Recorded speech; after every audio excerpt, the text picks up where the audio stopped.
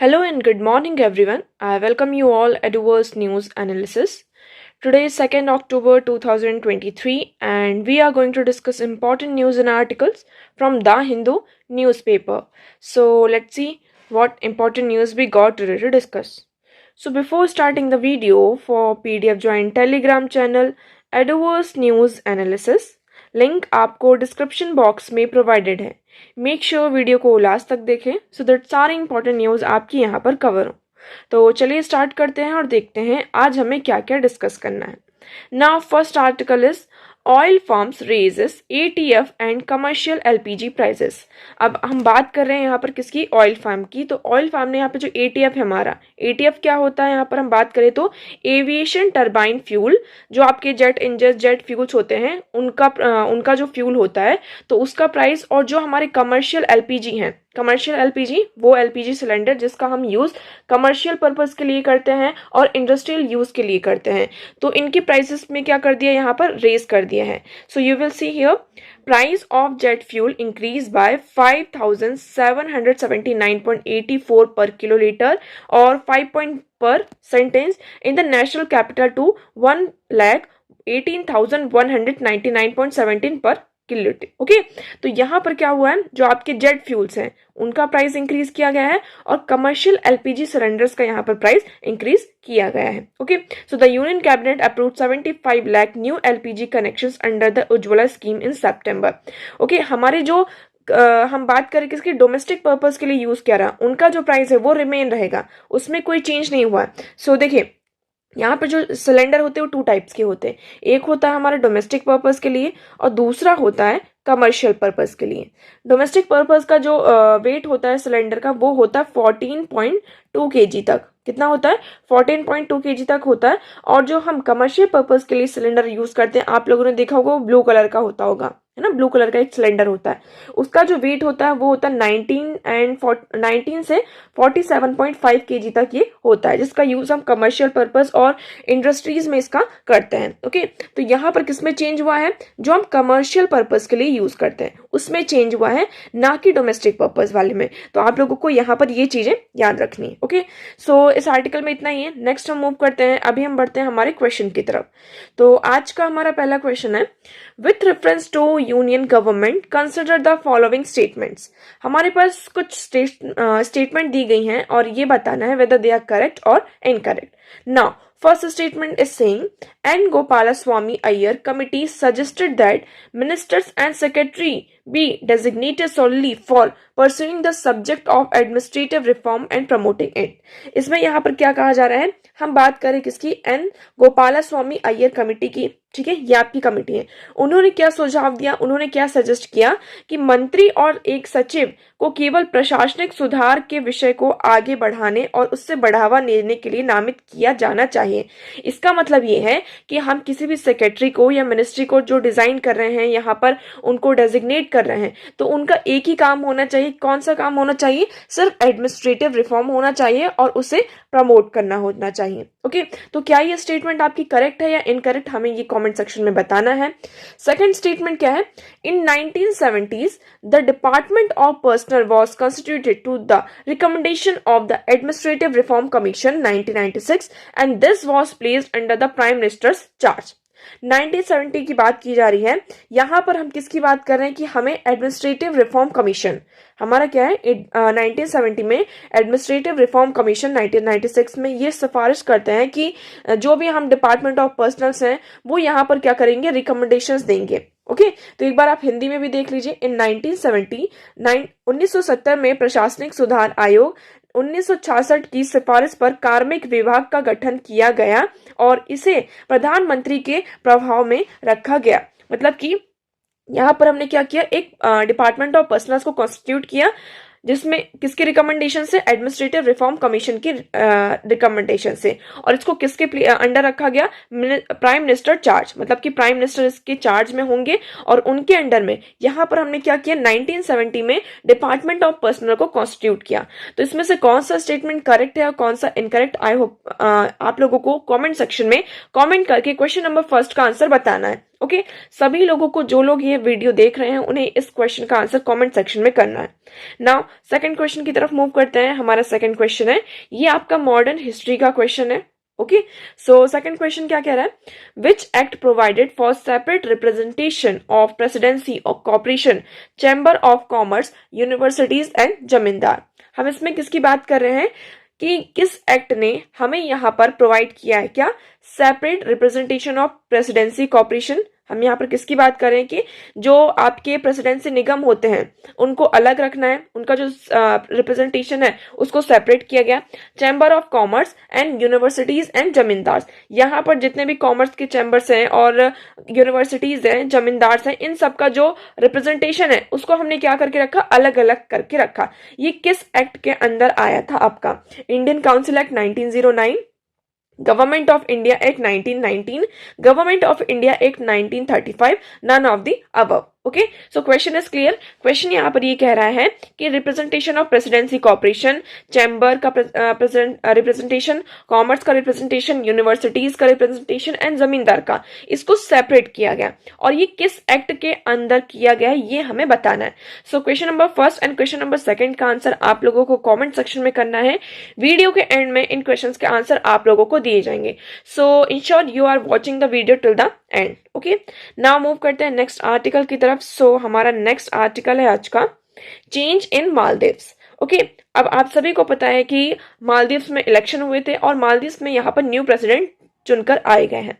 पहले हम मालदीव्स की लोकेशन देखते हैं कि मालदीव्स हमारे लिए इंपॉर्टेंट क्यों हो जाता है, why Maldives is important for India. तो हम लोकेशन देखते हैं सबसे पहले, तो ये है इंडिया। ओके, ये आप लोगों को यहाँ पर इंडिया दिख रहा होगा, ये श्रीलंका आ जाता है, ये जो रीजन है ये आपका लक्षद्वीप है इंडिया का, यहाँ पर हमारा अंडमान एंड निकोबार और दिस साइड हमारा लक्षद्वीप, ये आपका पूरा इंडियन ओशन है, ये इंडियन ओशन। यहाँ पर आपको मालदीव्स देखने को मिलेगा। लक्षद्वीप के नीचे आप थोड़ा सा आएंगे तो ये आपको मालदीव्स दिखेगा। ओके, अब यहाँ पर ये कहा जा रहा है कि अभी जो गवर्नमेंट है वो चेंज हो चुकी है। आप सभी को पता है कि गवर्नमेंट जो पार्टीज होती हैं उनके डिफरेंट डिफरेंट यहाँ पे आइडियोलॉजीज होती हैं और व्यूज होते हैं। अभी जो यहाँ पर पार्टी चुनकर आई है वो एक तरीके से उनके जो व्यूज हैं वो कैसे हैं, एंटी इंडिया व्यूज हैं, है ना। उन्होंने अपने जो कैंपेन थे, उन्होंने अपने कैंपेन में भी वो इंडिया आउट की बात करते थे। उनका जो कैंपेन अभी चल रहा था, ये एक पीपीएम पार्टी है और इनका जो मेन मोटिव है वो क्या था, इंडिया आउट, कि यहाँ पर क्या करना है, हमें जो इंडिया है उसको यहाँ से हटाना है। जो इंडिया के आइडियाज हैं, इंडिया की जो आइडियोलॉजीज हैं, यहाँ पर जो भी कर रहा है इंडिया को यहाँ से हटाना है। दूसरी जो पार्टी होती है वो एक तरीके से किसकी तरफ है, एंटी चाइना हो जाती है। तो आप किसी भी कंट्री में देखें तो यहाँ आपको दो तरीके की पार्टी जरूर देखने को मिलती है अगर वो इंडिया की नेबरिंग कंट्रीज की आसपास है। तो पहली एक होती है कि एक होती है एंटी चाइना, जिसमें उनका मेन मोटिव ये रहता है कि हमें चाइना को क्या करना है, ध्यान में रखना है, और चाइना, एंटी चाइना मतलब चाइना का ज़्यादा इन्वॉल्वमेंट हमारी कंट्री में ना हो, इस बात पर ध्यान रखना है और हमें दूसरी कंट्रीज के साथ हमारे रिलेशन को और अच्छा करना होगा। नेक्स्ट हम बात करते हैं, सेकेंड हमारा आ जाता है कौन सा, एंटी इंडिया। एंटी इंडिया कि वो उनकी जो अप्रोच होती है ज़्यादातर किसकी तरफ होती है, उनका जो झुकाव होता है वो चाइना की तरफ होता है। किसकी तरफ होता है, चाइना की तरफ होता है। तो अभी यहाँ पर जो पार्टी चुनकर आई गई है मालदीव्स में, उनका जो मेन मोटिव है वो कैसा है, उनका जो मेन आइडियोलॉजी है वो एंटी इंडिया है। एक मतलब उनका ये है कि हमें प्रो चाइना होना है, क्योंकि यहाँ पर चाइना का इन्वॉल्वमेंट क्या है, बहुत ज्यादा हमें देखने को मिलता है। So the Maldives have chosen a new leader replacing president Ibu Solih who won the landslide in 2018। तो यहाँ पर 2018 में जो प्रेसिडेंट है इबू सोलिद, है ना, इनको यहाँ पर रिप्लेस किया गया है और यहाँ पर अब न्यू प्रेसिडेंट चूज होकर आपके आए हैं। ओके, सो यहाँ पर हम बात करें तो पूरा उनका इलेक्शन का बताया गया कि किस पार्टी को यहाँ पर कितने मतलब कि वोट मिले हैं, कितने परसेंट से वहां पर विन हुए हैं। ओके, सो देखिए इसमें ये दो चीजें बताई गई हैं, दो एट्रीब्यूट्स की जो हम बात कर रहे हैं कि किस तरीके से यहाँ पे इलेक्टोरल लॉस उनको क्यों हुआ, कि उनका जो मतलब कि मेन मोटिव ये था कि हमें चाइना एंड इंडिया की तरफ ज्यादा झुकाव रखना, कि इंडिया ने पोस्ट कोविड में हमारी हेल्प करी, जो भी यहाँ पर जो हमारा टूरिज्म था उसको यहाँ पर इंक्रीज किया। तो ये सारी चीजें थी जिसके कारण इंडिया की तरफ हमारा ज्यादा झुकाव होना चाहिए। दूसरी तरफ हम बात करते हैं मिस्टर मुजुजो की, आप इसको कुछ भी मतलब रीड कर सकते हैं। मुजुजी ये पीपीएम पार्टी से बिलोंग करते थे। इनका जो कैंपेन था वो क्या था, इंडिया आउट। है ना, कि आउटसाइड इंडियन मिलिट्री पर्सनल, तो हमारे जो इंडियन मिलिट्री पर्सनल्स हैं इनको क्या करना है, मालदीव से बाहर निकालना है। तो इस आर्टिकल में ये कहा जा रहा है कि मालदीव के साथ हमारे रिलेशन को हम खराब नहीं कर सकते, क्योंकि वो जिस लोकेशन पर है, जहां पर है, उसकी जो पोजीशन है, लोकेशन है, वो हमारे लिए बहुत ज्यादा इंपॉर्टेंट हो जाती है।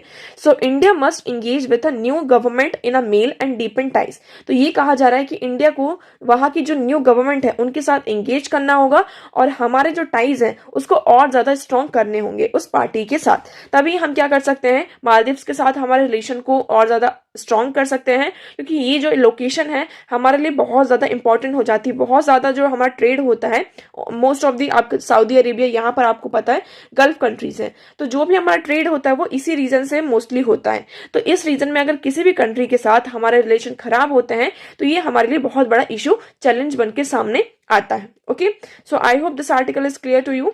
नाउ नेक्स्ट मूव करते हैं। नेक्स्ट आर्टिकल है a time to articulate new constitutional ideas for India. इस आर्टिकल में बात की जा रही है, जैसे कि हमने अभी हमारे कॉन्स्टिट्यूशन में आपको बहुत सारे चेंजेस देखने को मिल रहे हैं, है ना, कि हमने जैसे इंडिया का नाम ये कहा कि हम इंडिया के प्लेस पर हमें भारत को भी यूज करना चाहिए, इंडिया के प्लेस पर भारत को यूज करना चाहिए, और आपको टाइम टू टाइम यहाँ पर वेरियस अमेंडमेंट्स देखने को मिल रहा है। हम अभी 33% रिजर्वेशन लेकर आए, विमेन रिजर्वेशन लेकर आए, हम यहाँ पे भारत और इंडिया, इसको इंटरचेंजेबली इन नेम्स को यहाँ पर यूज कर रहे हैं। अब हम बात कर रहे हैं कि क्या हमें हमारा जो कॉन्स्टिट्यूशन है ना, क्या न्यू कॉन्स्टिट्यूशन लेकर आना चाहिए इंडिया में? क्या ये टाइम आ चुका है कि इंडिया में हम न्यू कॉन्स्टिट्यूशन लेकर आए, कि मतलब अभी जो हमारा पुराना कॉन्स्टिट्यूशन है उसको चेंज करें और अब हमें एक नया कॉन्स्टिट्यूशन लेकर आए? क्योंकि जैसे जैसे टाइम चेंज हो रहा है, टाइम के अकॉर्डिंग हमारे जो आइडियाज हैं, हमारी जो आइडियोलॉजीज हैं, यहाँ का जो सिनेरियो है वो पूरी तरीके से चेंज हो रहा है। तो क्या ये टाइम सही, राइट टाइम है कि हम एक न्यू कॉन्स्टिट्यूशन यहाँ पर लेकर आए? देखिए, तो इस आर्टिकल में किसको डिस्कस किया गया है? गांधी जी के आइडियाज को, कि गांधी जी का जो मेन आइडिया था वो क्या था? स्वराज था, है ना। गांधी जी का जो मेन आइडिया था वो था हिंद स्वराज। हमें जो ग्रास रूट लेवल पर जो हमारी गवर्नमेंट है उसे स्ट्रॉन्ग करना चाहिए। और दूसरी तरफ आप आ जाते हैं किसके? अंबेडकर जी के आइडियाज पर। ओके, तो इस आर्टिकल में इसी दो चीजों पर यहाँ पे बात की गई है। दोनों के जो आइडियाज थे उनको यहाँ पर एक तरीके से कंपेयर किया गया है। हम बात कर रहे हैं किसकी? 1908 की। 1908 में तो महात्मा गांधी जी ने यहाँ पर एक कॉन्स्टिट्यूशन को रिप्रेजेंट किया था, जिसमें ओरिजिनल जो स्टार्ट लाइन थी, है ना, स्टार्टलिंग जो लाइन थी उनका ये था कि जो इंडिजीनियस अकाउंट है, मतलब कि हमारा जो ग्राम स्वराज है, हमारे जो विलेजेस है, उनको सेल्फ रिलायंट बनाना चाहिए और उनको सेल्फ सफिशिएंट बनाना चाहिए। अगर हमारी ग्रास रूट लेवल की जो गवर्नमेंट है वो स्ट्रांग होती है तो ऑटोमेटिकली यहाँ पर क्या होगा, हमारे मतलब कि जो आपका गवर्नमेंट है, आपका जो सिस्टम है वो पूरी तरीके से क्या होगा, आपका जो कंट्री है वो फ्लरिश करेगी। दूसरी तरफ दूसरा आइडिया क्या आता है कि हमें क्या करनी है? इंडिपेंडेंस चाहिए। ये तो 1908 की बात है कि हम यहाँ पर किस पे, महात्मा गांधी जी ने क्या रिप्रेजेंट किया था?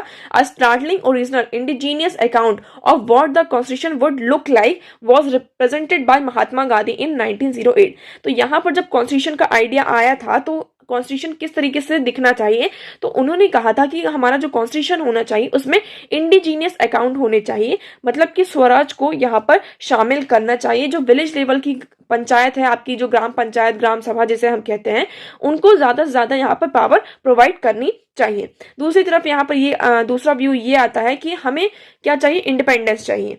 अभी तो हम 19 में हमने सब एक आइडिया रखा था कि हमें हमारा ऐसा कॉन्स्टिट्यूशन होना चाहिए, बट उससे पहले हमें ब्रिटिशर से इंडिपेंडेंस चाहिए। तो ये इंडिपेंडेंस हमें किस लेवल पर चाहिए? क्या सिर्फ हमें ब्रिटिशर से इंडिपेंडेंट चाहिए कि हमें स्वराज पर भी फोकस करना चाहिए? इंडिपेंडेंस होनी चाहिए किस लेवल पर? हम डेमोक्रेटिक लेवल की बात करते हैं, हम यहाँ पर सोशल लेवल पर हमें इंडिपेंडेंस चाहिए, फाइनेंशियल लेवल पर, इकोनॉमिक लेवल पर, हमें हर एक लेवल पर क्या चाहिए? इंडिपेंडेंस चाहिए। सिर्फ इतना ही नहीं कि हमने क्या, जो ब्रिटिशर्स थे उनसे इंडिपेंडेंट मिल गई है। So English rule without the Englishman, not Hindustan but Englistan. Okay, so अब देखिए यहाँ पर जो कुछ आइडियाज हैं वो किस तरीके से हैंडलिंग हो रहे हैं। देखिए यहाँ पर गांधी जी का एक आइडिया तो रखा गया था, बट उसके साथ साथ उन्होंने जो कॉन्स्टिट्यूशन को बनाने का पूरा जो जिम्मा है उन्होंने किसको दिया? अंबेडकर साहब को दिया।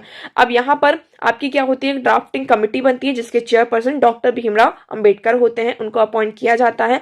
अब अंबेडकर जी के जो आइडियाज होते हैं वो टोटली आपके डिफर करते हैं गांधीयन प्रिंसिपल से, गांधीयन आइडियाज से। किस तरीके से यहाँ पे प्रेफर मतलब कि डिफर करते हैं? अगर हम गांधीयन आइडियोलॉजी को देखते हैं, आपकी गांधीयन आइडियोलॉजी हो गई और यहाँ पर अंबेडकर साहब की आइडियोलॉजी के बारे में देखते हैं। तो गांधीयन आइडियोलॉजी में उनका जो मेन फोकस होता है वो किस पर होता है? स्वराज को होता है, कि जो विलेजेस हैं, पंचायत है, उनको सेल्फ सफिशिएंट बनाया जाए। अंबेडकर जी के क्या आइडियाज होते हैं कि उन्होंने कहा कि अगर आप विलेज लेवल पर देखेंगे वहां पर बहुत ज्यादा डिस्क्रिमिनेशन होता है और वहां पर बहुत ज्यादा सप्रेशन होता है, जिसकी बेसिस पर क्या होता है कि वो अच्छे से फ्लरिश नहीं कर पा रहे। इसलिए हमें क्या करना चाहिए कि हमें उन्हें राइट्स प्रोवाइड करने चाहिए, लिबर्टी प्रोवाइड करनी चाहिए, लिबर्टी देनी चाहिए, जो इक्वालिटी है। इन आइडियाज को उन्होंने क्या किया? इनहेरिट किया। उन्होंने कहा कि अगर हम लोगों को राइट्स देते हैं, उनको लिबर्टी देते हैं, इक्वालिटी देते हैं, तो वो ऑटोमेटिकली क्या होगा? उनका जो फेथ होगा वो स्टेट के ऊपर बढ़ेगा और वो अपनी ड्यूटी को समझेंगे और आगे आके हमारे मतलब कि कंट्री की जो प्रोग्रेशन है, कंट्री का जो बढ़ा है, उसमें यहाँ पर हेल्प करेंगे। तो ये अंबेडकर जी के आइडियाज थे। सो देखिए, he believe that India needed a powerful state machinery that could ensure law and order at a margin of the country. Gandhi on the other hand believe that the large state would be too distant from the people. तो देखिए, अंबेडकर जी इन्होंने कहा कि हमें एक ऐसी एक powerful state चाहिए जो कि लॉ एंड ऑर्डर को इंश्योर कर सके और कंट्री में लॉ एंड ऑर्डर को मेंटेन कर सके। गांधी जी ने इसके बिहाफ में क्या कहा? गांधी जी ने कहा कि अगर आप एक पावरफुल स्टेट लेकर आते हैं, बड़ा स्टेट लेकर आते हैं, तो इससे जो लोग हैं, है ना, जो ग्रास रूट लेवल पर आपके लोग हैं, वो क्या होंगे? पीछे छूट जाएंगे। फिर अंबेडकर जी के आप देखेंगे, the state would be duty bound to manage the economy and control industries for the common good. Ambedkar ji ये कहते हैं कि जो आपकी स्टेट होनी चाहिए, ये उनकी ड्यूटी ये होनी चाहिए कि वो इकोनॉमी और जो भी आपकी इंडस्ट्रीज है उसको कंट्रोल करके रखे और सबको उसका जो बेनिफिट है वो मिले। बट यहाँ पर गांधी जी क्या कहते हैं कि हमें विलेजेस को सेल्फ सस्टेन बनाना चाहिए based on agriculture and cottage industry were the way forward. ये आपका ज्यादा वे फॉरवर्ड होगा। Centuries of federalism, sectarianism and casteism would be uprooted in Ambedkar's vision through fundamental rights of life, liberty and equality for every individual. अब इसमें ये कहा जा रहा है, अंबेडकर जी ने ये कहा कि अगर आप ग्राम लेवल पर, विलेज में देखते हैं तो वहां पर बहुत ज्यादा आपको फ्यूडलिज्म देखने को मिलता है, सेक्टरिज्म और कास्टिज्म देखने को मिलता है। और ये सारी जो चीजें हैं जो सेंचुरीज से यहाँ पर चली आ रही हैं, ये कब हटेंगी? जब हम लोगों में यहाँ पर विजन लेकर आएंगे, लोगों को यहाँ पर फंडामेंटल उनको राइट्स देंगे, right to liberty, right to life, right to equality for every individual. तो यहाँ पर क्या होगा? जो आपका फ्यूडलिज्म है, सेक्टरियनिज्म है, कास्टिज्म है, इसको हम अप्रूव मतलब पूरी तरीके से हटा सकते हैं। तो गांधी जी ने की जो यहाँ पे थॉट है उनके डिफरेंट है। उन्होंने ये कहा कि हिस्ट्री को आप चेंज नहीं कर सकते हैं, है ना, हिस्ट्री को आप चेंज नहीं कर सकते हैं। यहाँ पर इंडिविजुअल को चेंज करने की जरूरत है। इंडिविजुअल को अगर चेंज करना है तो उनसे पहले हमें खुद को चेंज करना होगा। So Gandhi have disagreement with each of Ambedkar's vision but realise that they enjoy the wide consensus across party line. हमें ये समझ में आता है कि गांधी जी के और अंबेडकर जी के जो विजन थे, आइडियाज थे, वो पूरी तरीके से एक दूसरे से डिफर करते थे। बट अंबेडकर जी के जो आइडियाज थे उनको पार्टी में ज्यादा कंसेंसस मिले, है ना, उनको कंसेंस ज्यादा मिला और यहाँ पर उनके जो आइडियाज थे वो किसमें इनकॉर्पोरेट हुए? हमारे कॉन्स्टिट्यूशन में यहाँ पर इनकॉर्पोरेट किए गए।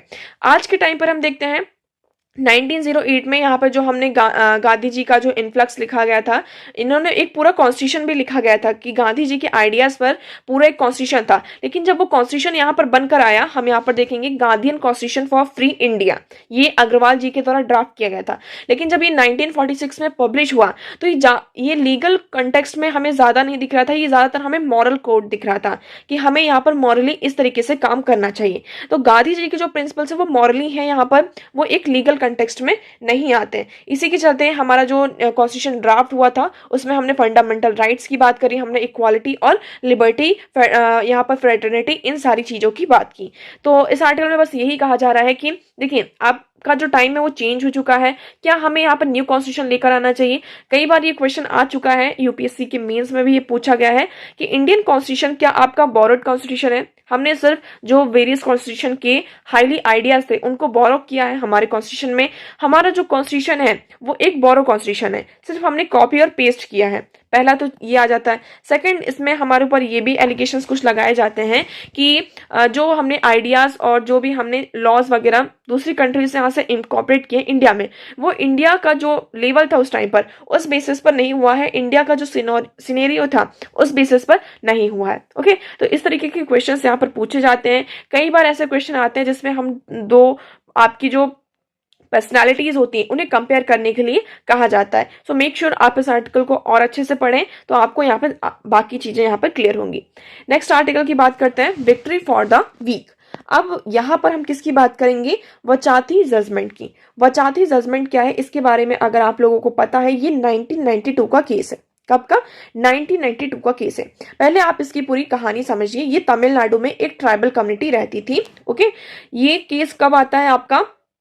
20 जून 1992 में ये पूरा केस आता है।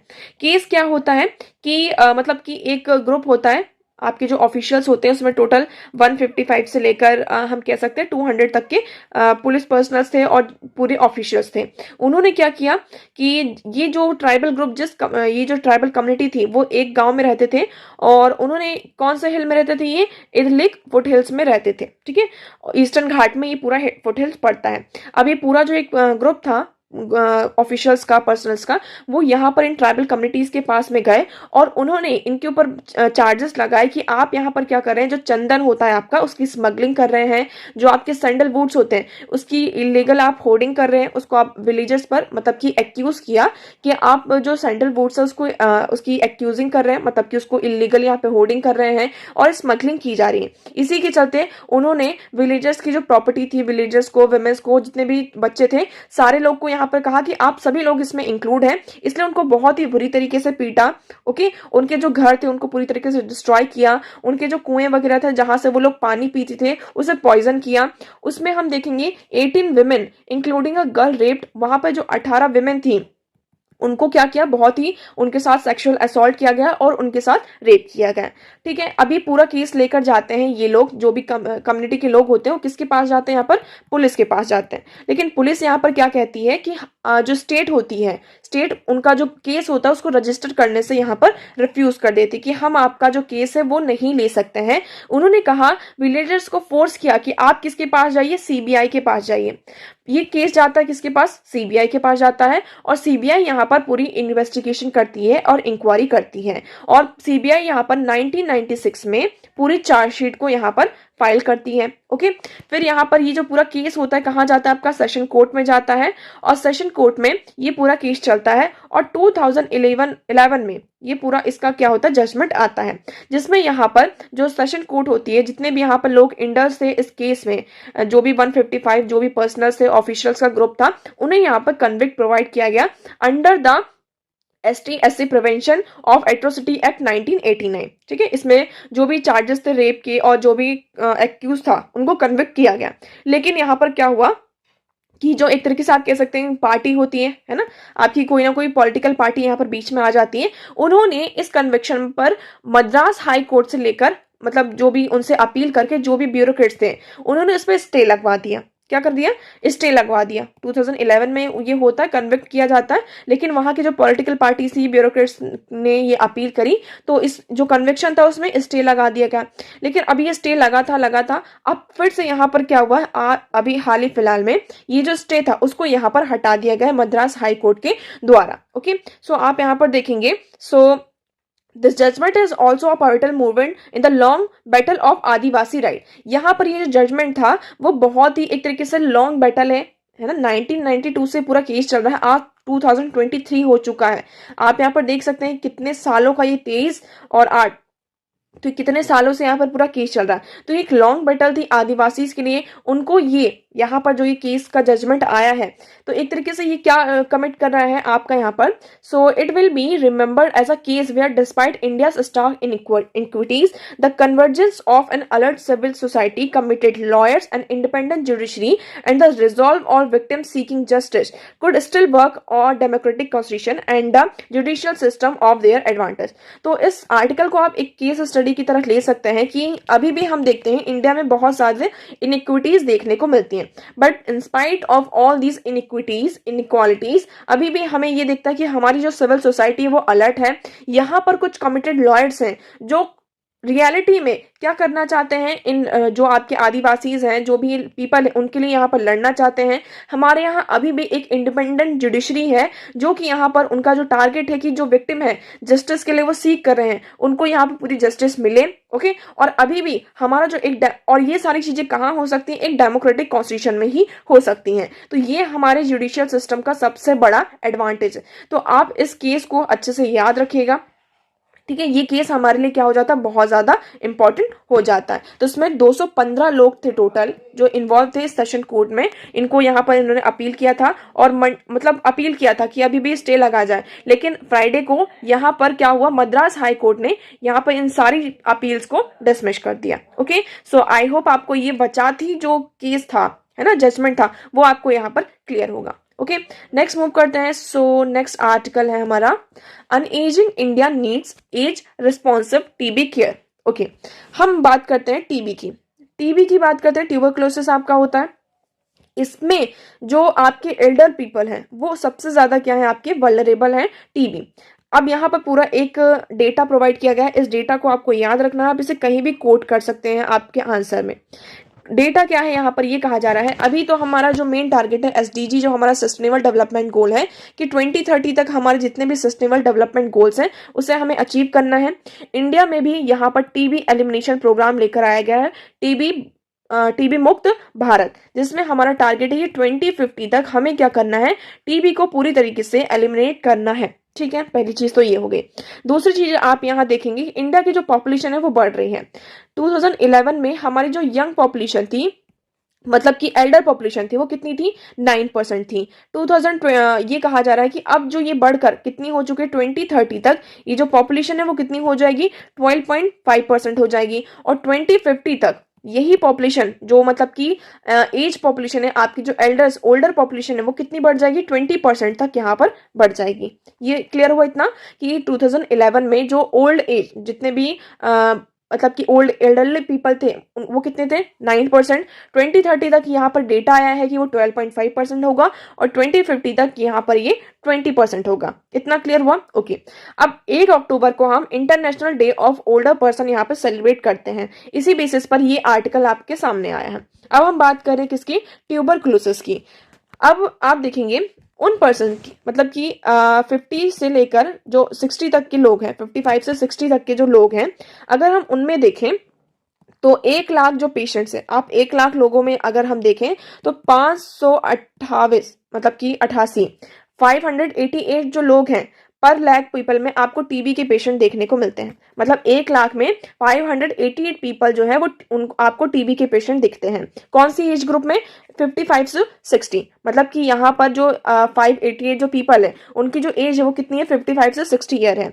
अगर हम एज कम कर दें, अगर इसका जो प्रेवलेंस है एज कम कर दिया जाए, मतलब कि 40 30 यंग एज की जो हम बात करते हैं, तो 1 लाख में आपको कितने देखने को मिलते हैं, 316। तो मतलब यहाँ पर ये इंडिया का जो नेशनल टीबी प्रेवलेंस सर्विस 2021 हुआ था, उसके द्वारा ये पूरा डेटा आया है। सो आप इस डेटा को एक बार फिर से यहाँ पर देख सकते हैं।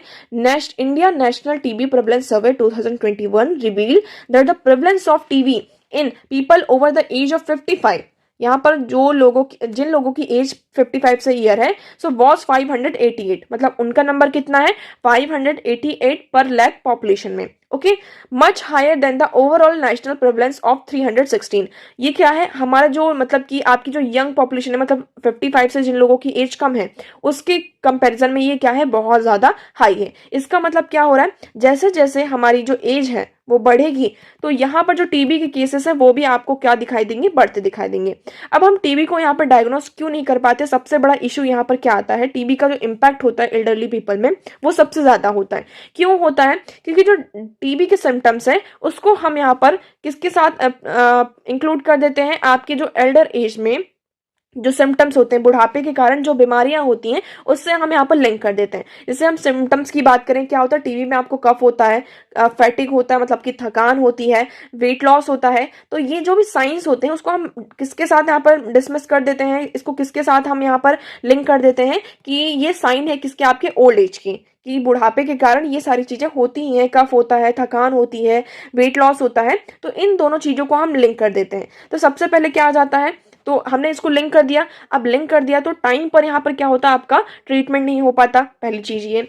दूसरी चीज इसमें क्या होता है, अगर हम टीबी को डायग्नोस्ट कर भी लेते हैं कि हमें पता चल गया कि ये पर्टिकुलर पर्सन को क्या है, टीबी की बीमारी है, तो इसमें बहुत सारे कॉम्प्लिकेशंस भी आ जाते हैं। कॉम्प्लिकेशंस कैसे कि जो मल्टीपल यहाँ पे उनको बीमारियां होती हैं, जैसे जैसे जैसे आपकी एज बढ़ती है उसके साथ साथ बहुत सारी जो डिसीज होती हैं आपको घेर लेती हैं, है ना। आपकी जो ओल्ड एज पीपल होते हैं उनको बहुत सारी बीमारियां भी होने लगती हैं।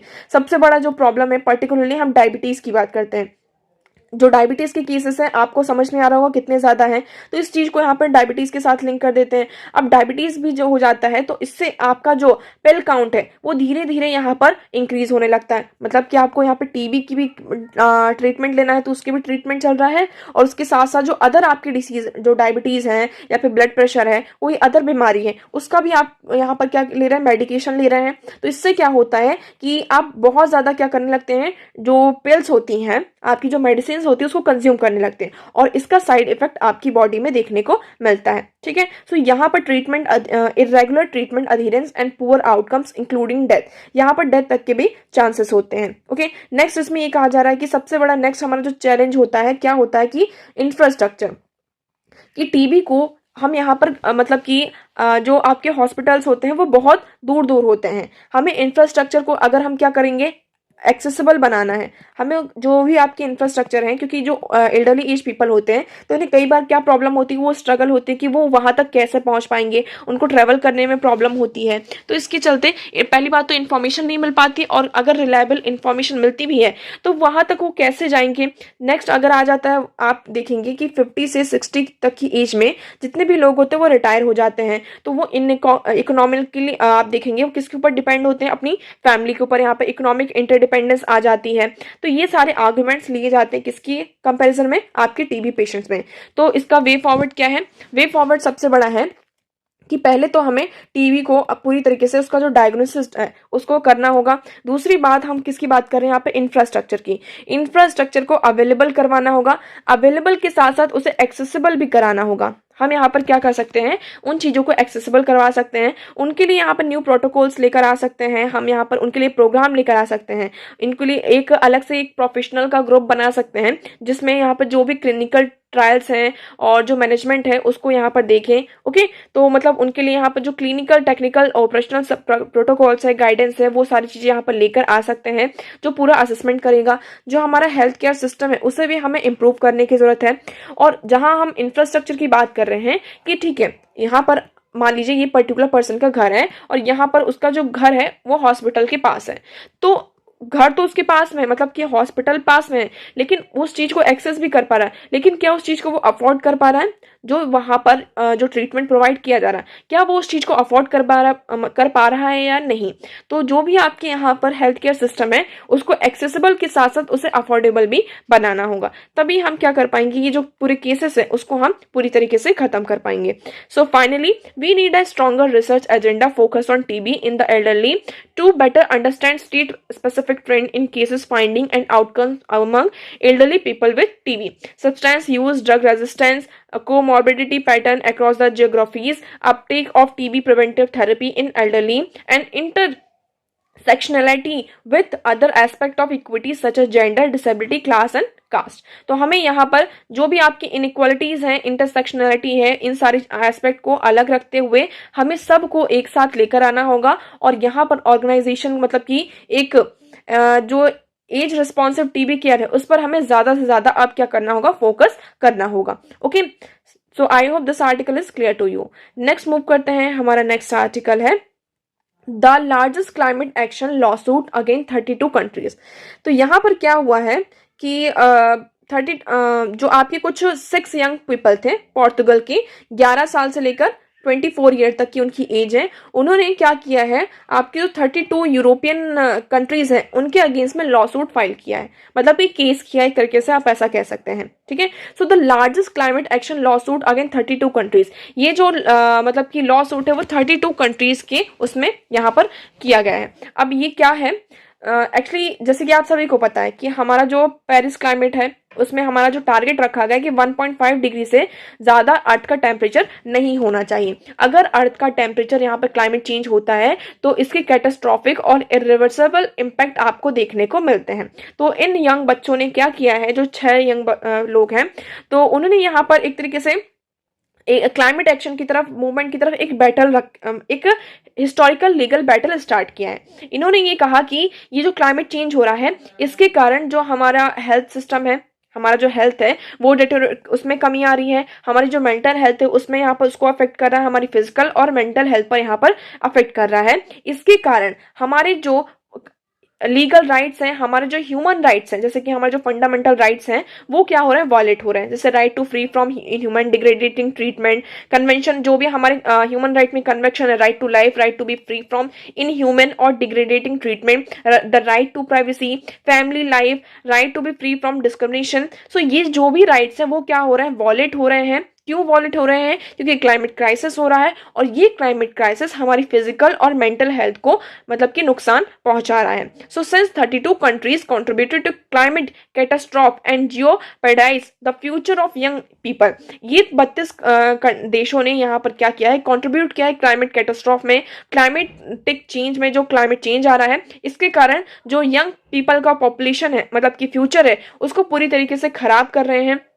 अगर यहाँ पर इमिशन का मतलब कि जो भी आपका फॉसिल फ्यूल के द्वारा जो एमिशन किया जा रहा है इसमें रिडक्शन नहीं हुआ तो ये क्या करेगा, जो भी डोमेस्टिक एमिशन को अगर कर्टेल नहीं किया तो इसके लार्जर इम्पैक्ट हमें देखने को मिलेंगे। तो ये लॉ सूट में आर्ग्यूमेंट दिया गया है जिस बेसिस पर इस केस को यहाँ पर एक्सेप्ट भी कर लिया गया है।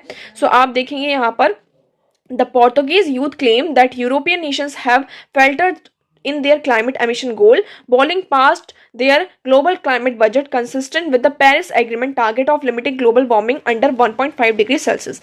यहाँ पर हम जो बात कर रहे हैं, जितने भी आपकी यू कंट्रीज हैं उसमें यू जितने भी प्रेजेंट हैं वो सबसे ज़्यादा यहाँ पर क्या कर रहे हैं, CO2 का एमिशन कर रहे हैं। कितना एमिशन कर रहे हैं, 7.2 टन है ना पर कैपिटा। तो ये सबसे ज्यादा है, वर्ल्ड एवरेज कितना है, 6.3 है, लेकिन ये 7.2 टन यहाँ पर क्या कर रहे हैं, कार्बन का एमिशन कर रहे हैं। So they are the 6th largest, मतलब कि यहाँ पर 6 पोजीशन पर आते हैं in the emission of carbon. तो इन्होंने ये कहा कि जो पेरिस आपका जो टारगेट था, पेरिस एग्रीमेंट था, उसमें हमारा जो टारगेट 1.5 डिग्री था, इसके लिए यहाँ पर जो जो काम करने चाहिए तो ये कंट्रीज क्या कर रही है, काम नहीं कर रही हैं। इसके कारण यहाँ पर जो child right crisis, climate crisis के कारण यहाँ पर चाइल्ड राइट क्राइसिस यहाँ पर हो रहा है। तो इसलिए यहाँ पर ये पूरा लॉ सूट फाइल किया गया। So countries so far have rejected any relationship between the climate change and its impact on human health. तो कंट्रीज तो यहाँ पर रिजेक्ट करेंगी ही कि हमारा इससे कोई भी लेना देना नहीं है ह्यूमन हेल्थ से और इसका इम्पैक्ट से, बट अभी भी गवर्नमेंट का ये रिस्पॉन्स है कि इसमें कोई भी ह्यूमन हेल्थ, क्लाइमेट चेंज के कारण क्लाइमेट चेंज का और ह्यूमन हेल्थ का कोई भी यहाँ पर रिलेशन नहीं है। बट हमें पता है कि यहाँ पर आपको देखने को मिलेगा, एग्जाम्पल्स दिए गए हैं। Greece in its submission maintain that effect of climate change do not seem to directly affect human life और human health. This is even as a country witness devastating wildlife fire earlier this year and torrential rail flooding in September. अब देखिए यहाँ पर countries example दिया गया Greece का, कि Greece ने यहाँ पे सबमिशन दिया है कि क्लाइमेट चेंज का और ह्यूमन लाइफ का और ह्यूमन हेल्थ का यहाँ पर कोई भी लिंक नहीं है। बट आपको इसी साल पता होगा कि ग्रीस में कितना ज़्यादा यहाँ पर वाइल्ड फायर हुआ है और यहाँ पर रेन देखने को, जो टोरेंटियल आपकी जो रेन होती है वो हमें देखने को मिलती है, जिसके कारण बहुत ज़्यादा फ्लड भी आता है। बट स्टिल यहाँ पर गवर्नमेंट्स क्या है आपकी, इस चीज़ को ज़्यादा इस पर फोकस नहीं कर रही हैं, इसको ध्यान में नहीं रख रही हैं और आपका जो एमिशन है वो कंटिन्यू से कर रही हैं। तो अभी ये जो लॉ सूट है वो एक्सेप्ट किया गया है। एक तरीके से ये largest climate action law suit अभी तक में हमारा फाइल हुआ है। ओके, नेक्स्ट आर्टिकल की बात करते हैं। सो नेक्स्ट आर्टिकल है India US relation now on a different plane, Jaishankar. अब इसमें बात की जा रही है इंडिया और यूएस रिलेशनशिप की। The two nations see each other as a optimal and comfortable partner, says minister at an event in Washington attended by Indian Americans. तो वॉशिंगटन में एक इवेंट हुआ था जिसको इंडियन अमेरिकन्स के द्वारा अटेंड किया गया था। ओके, और वहाँ पे हमारे जो external affair minister S Jaishankar थे और इंडिया के जो एम्बेसडर थे उनके द्वारा इस मतलब कि इवेंट को अटेंड किया गया था। अब इस इवेंट के द्वारा ये कहा जा रहा है कि इंडिया और यूएस के रिलेशन आज के टाइम पर पूरी तरीके से डिफरेंट है। पहले अगर हम देखेंगे 1990s की बात करेंगे, ओके, 20s में की अगर हम बात करते हैं तो उस टाइम पर हमारे जो रिलेशन थे वो अलग थे, है ना।